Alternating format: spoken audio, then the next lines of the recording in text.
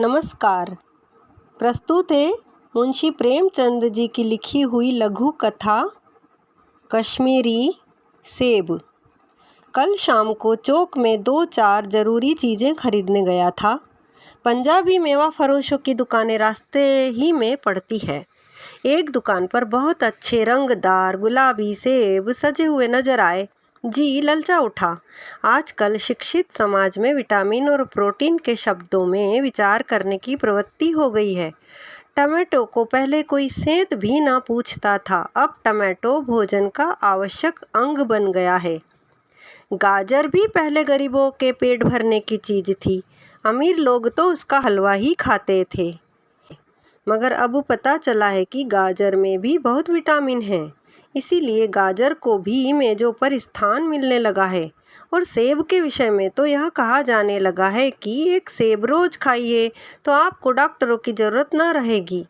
Doctor से बचने के लिए हम नीम कोड़ी तक खाने को तैयार हो सकते हैं। सेब तो रस और स्वाद में अगर आम से बढ़कर नहीं है तो घटकर भी नहीं। हाँ, बनारस के लंगड़े और लखनऊ के दशहरी और बम्बई के अल्फांसो की बात दूसरी है। उनके टक्कर का फल तो संसार में दूसरा नहीं है, मगर उनमें विटामिन और प्रोटीन है या नहीं, है तो काफ़ी है या नहीं, इन विषयों पर अभी किसी पश्चिमी डॉक्टर की व्यवस्था देखने में नहीं आई। सेब को यह व्यवस्था मिल चुकी है। अब वह केवल स्वाद की चीज़ नहीं है, उसमें गुण भी है। हमने दुकानदार से मोल भाव किया और आध सेर सेब मांगे। दुकानदार ने कहा, बाबूजी बड़े मज़ेदार सेब आए हैं, खास कश्मीर के, आप ले जाएं, खाकर तबीयत खुश हो जाएगी। मैंने रुमाल निकालकर उसे देते हुए कहा, चुन चुन कर रखना। दुकानदार ने तराजू उठाई और अपने नौकर से बोला, लोंडे आध सेर कश्मीरी सेब निकाल ला, चुन कर लाना। नौकर 4 सेब लाया। दुकानदार ने तौला, एक लिफाफे में उन्हें रखा और रुमाल में बांधकर मुझे दे दिया। मैंने 4 आने उसके हाथ में रखे। घर आकर लिफाफा ज्यों का त्यों रख दिया। रात को सेब या कोई दूसरा फल खाने का कायदा नहीं है। फल खाने का समय तो प्रातःकाल है। आज सुबह मुंह हाथ धोकर जो नाश्ता करने के लिए एक सेब निकाला तो सड़ा हुआ था। 1 रुपये के आकार का छिलका गल गया था। समझा रात को दुकानदार ने देखा न होगा।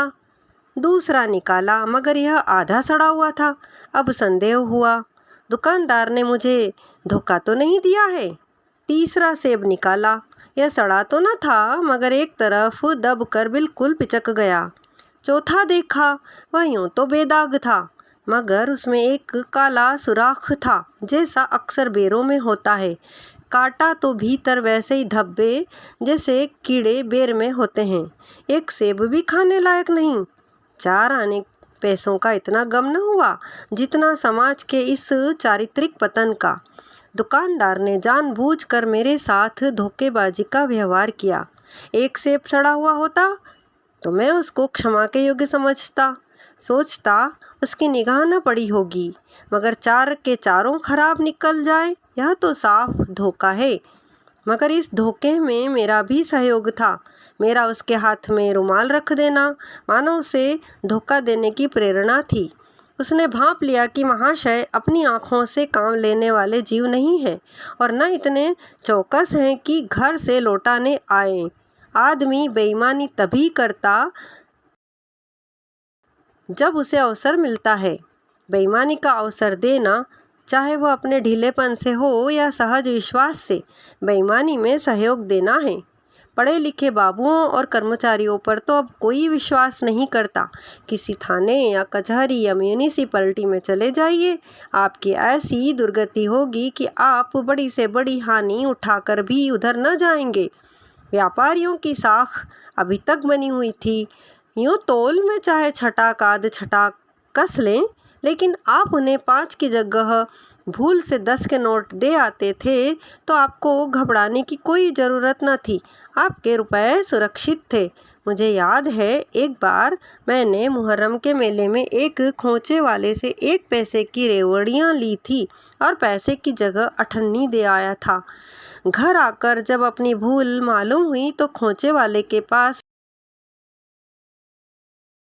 आशा नहीं थी कि वह अठन्नी लौटाएगा, लेकिन उसने प्रसन्न चित्त से अठन्नी लौटा दी और उल्टे मुझसे क्षमा मांगी। और यहाँ कश्मीरी सेब के नाम से सड़े हुए सेब बेचे जाते हैं। मुझे आशा है पाठक बाजार में जाकर मेरी तरह आंखें न बंद कर लिया करेंगे, नहीं तो उन्हें भी कश्मीरी